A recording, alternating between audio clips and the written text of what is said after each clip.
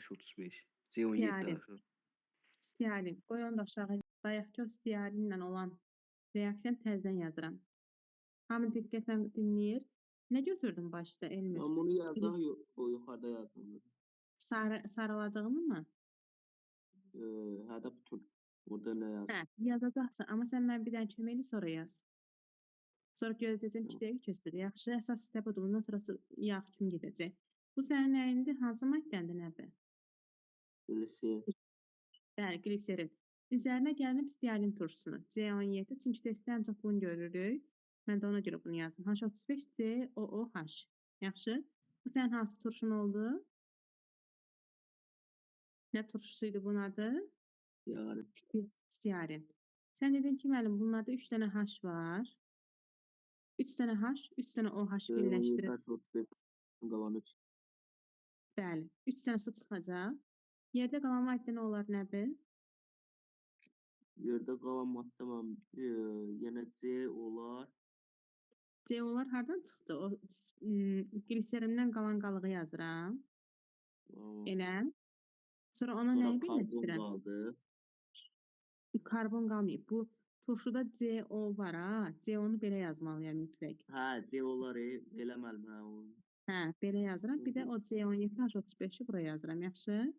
C17H35, C17H35. Bunu bir dəfə bilsəz, yağları da demək olar bilmiş olacaqsınız. Elə yağlardan ancaq bundan danışacaq. Mən prosto o hamısını yazmamıza səbəb orada 3 karbon var deyə qalan 3 yazmış deyiləm. Nəyi yazmağımızın səbəbi?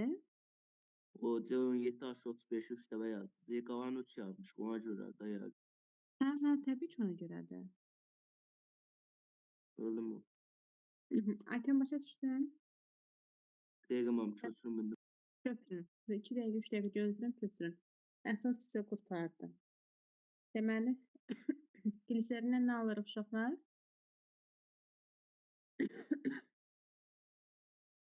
Nə alırıq gliserindən? Yağ alırıq. Müəllim.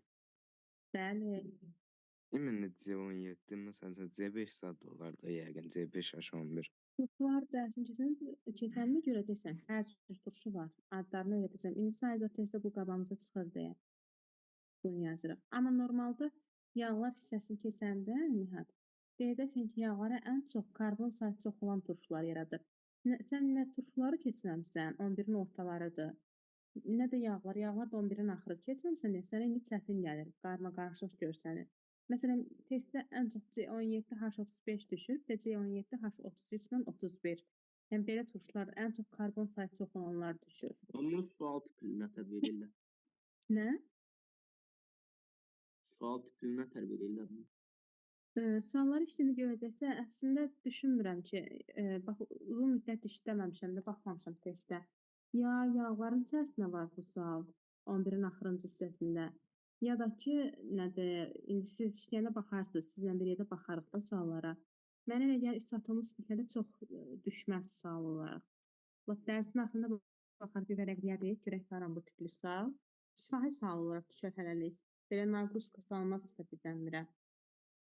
Yadımda qalıb ki, ən çox düşən bu sıxan natrium moluna aid məsələlərdir. Dediyimi, məsələn, 2 atomlulardan 1 mol hidrogen çıxır.